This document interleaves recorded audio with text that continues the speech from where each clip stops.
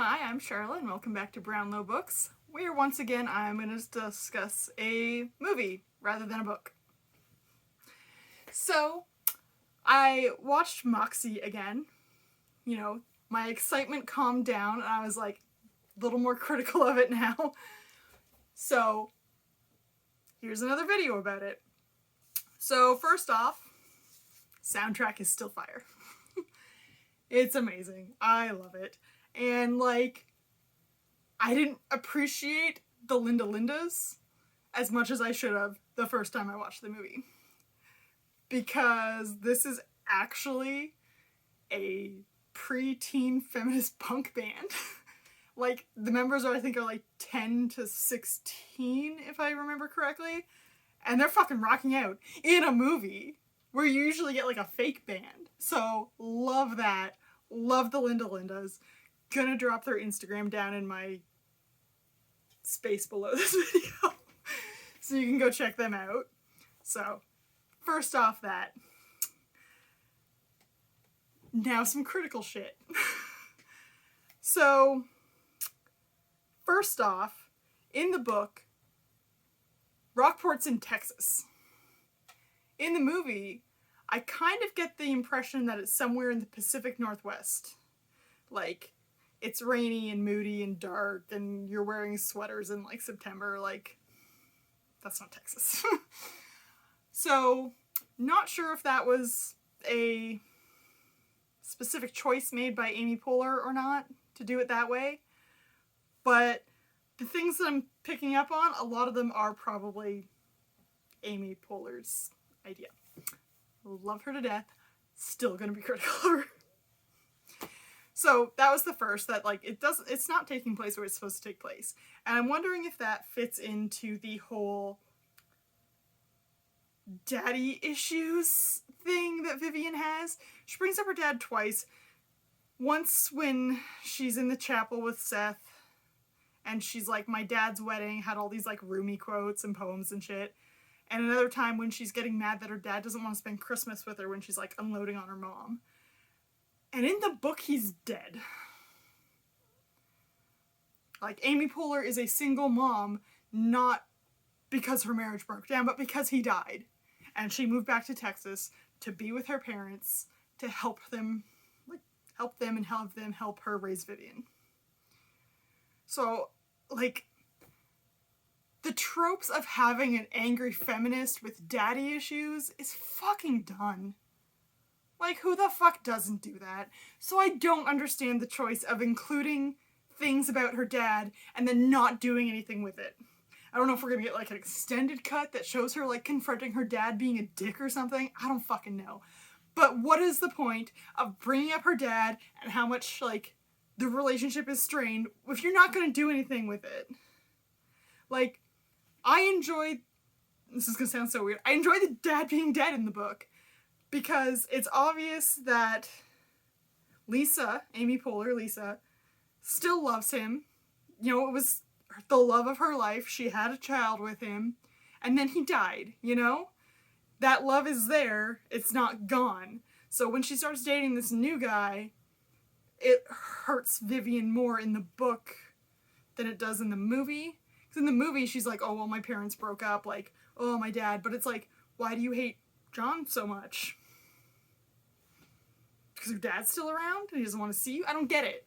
I don't get what they were trying to do there.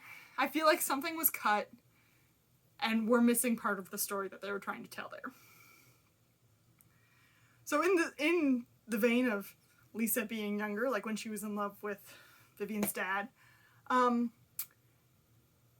think I said this in the first book, in the first video I did for the book. She has a suitcase hidden in the back of her closet labeled My Misspent Youth.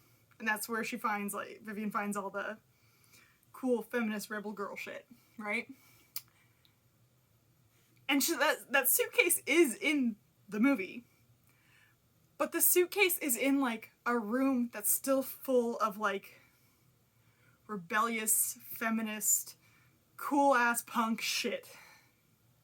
And it's why do you have a whole room putting proudly on display your misspent youth if you think it was, in fact, a misspent youth?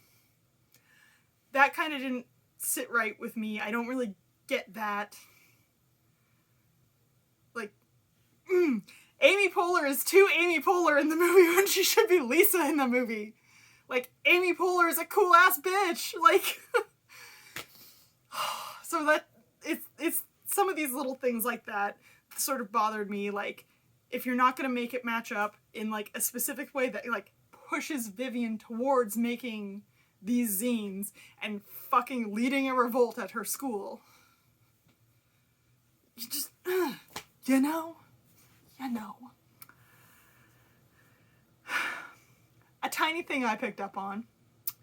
Why are they 16-year-old sophomores applying to college? Like, Claudia says that they have 2 more years until they're safely tucked away in a laboratory in Berkeley. So, Vivian says she's 16. So why are they that young and not seniors applying to college? Because they're trying to do their little, like, oh, tell us something about you college applications, right? Which, by the way, are fucking shit. God, I hated that so much. So, like, that was kind of a weird thing for me. Now some things that I'm happy with again. Like I said, soundtrack fire. On that vein, Seth and Vivian laying in the casket in the funeral home, each with an earbud, listening to Bikini Kill, is some goddamn fucking John Green shit, and I fucking love it. I did not appreciate that the first time around when I saw it, and then when I watched it again, I was like, this is some shit that John Green would write. Like, I don't remember it being like that in the book. Obviously, the relationship is portrayed differently than it is in the book. Obviously, that's what happens. But, like, the John Green vibes of that scene. I love me some John Green. He's back here somewhere. And, yeah. I love it. Okay. Something else I really appreciated. The scene where they're announcing that Mitchell Wilson is the only nominee to be the sports ambassador, and so they nominate Kiera. I fucking love that. It's a thing. Okay. When she's chomping down on those nachos, like, girl, I just want to eat. I just played a huge game. Like, I rushed 100 yards. Like, I'm just trying to eat. Like, leave me out of this, you know, when they're nominating her. And she's just, like, chomping down on nachos. It's a big fucking mood. Chomping down on some nachos when you're fucking bone-ass tired and someone's just, like, trying to nominate you for shit. Fucking mood. It's just like, yeah, okay, whatever. Oh, you're yelling about me. That's cool. I'm gonna just eat. Loved that. Loved that. Alright. Little more serious. I really loved Claudia pointing out to Vivian that she doesn't get it because she's white. I love that. That scene is way more important than I think a lot of people think it is. Because it's fucking true. She's talking about how her parents came to America so that she could have a better life. So she has to have a better life. It is an immigrant experience that we don't always get to see the children of. And so I think that's super important to see and to point out, like, your feminism is white and maybe doesn't necessarily include other people. You're thinking from a privilege that you don't recognize that you have. And that is so fucking important. It is so fucking important to recognize your privilege. Like, hi, I recognize that if I walk down the street, I'm gonna be fine. Probably. Men are creepy, but like, whatever. But like, I don't have to be afraid of a police officer when I'm walking down the street. I don't have to fight against the color of my skin to get something in this life. I'm not saying white people can't have hard lives, but their skin color is not what's causing it to be hard. So, I really appreciated that, and then at the very end of the movie, when nameless black girl. I don't think she had a name. I don't remember if we heard it or not. But, like, when they're all, like, speaking and shit at the end outside the school, and she, like, stands up and she's talking about her hair, and she's like, you can't fucking touch it. Like, no!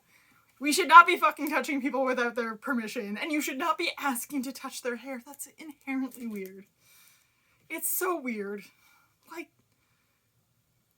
my friends get a haircut, and I'm like, oh, it looks so silky smooth, and they're like, touch it, and I'm like, okay, you told me to, I'm okay with that, we've been friends for 20 years, like, sure, not an issue, but, like, I wouldn't see a random person and ask to touch their hair.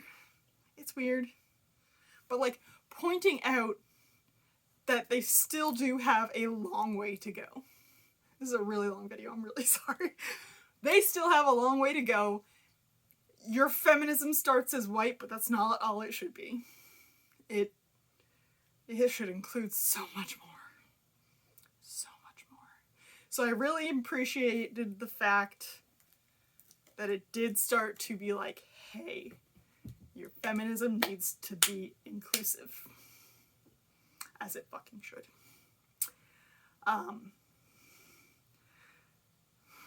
As I'm filming, there's of course lots of shit going on in the UK about trans women. I don't know what the fuck the UK is always going on about this. They're like, trans women aren't women. They fucking are. I don't. And it's just another illustration to the point that your feminism needs to be inclusive. If it's not, then it's not really feminism. It's like some other horse shit. So, I'm gonna go on a tangent. I'll reel that back in, I'm sorry. So yeah, I got to watch the movie again. I made some little notes to remind me of the things. But overall, like, I still love it as a movie. Oh, the weird scene at the beginning of the movie where she's running through the forest being chased by something invisible and then tries to scream and can't. I don't know. I don't really quite get what we were going for there. Is it like that she already has feelings of like being powerless? Is that what we're trying to get? And then later when like all the things happen, she can scream again at the end of the movie? Because there's a scene where she's like back in the forest and screaming, and they all scream at the end when they're out front after she paints rape port on the steps. Maybe that's what that was supposed to connect together. But just another illustration of how I think it's set in the Pacific Northwest and not Texas. I mean, I've never been to either, but I've seen movies, TV, and photos, so. And of course, Principal Shelley. I might hate her more this time. Oh, I want to say that I was pretty lucky that when something was brought to the principal when I was in high school, it was kind of dealt with. I mean, our vice principal was a woman, actually my friend's mother. But like there was definitely things you heard, and then like that person maybe wasn't in school anymore because they got suspended for, you know, doing whatever, saying whatever, all kinds of stuff. Like there wasn't a whole lot out in the open that happened at our school. We didn't have cell phones. Aging myself here, we didn't have cell phones, so I don't really know if that makes a difference in how things happen in school nowadays. Probably. Well, I'm closing in on 15 minutes here, so I'm gonna wrap this up and just say once again that I really enjoyed Moxie the movie, and I really enjoyed Moxie the book. So I definitely recommend both. And that's all for now. Make sure to like and subscribe.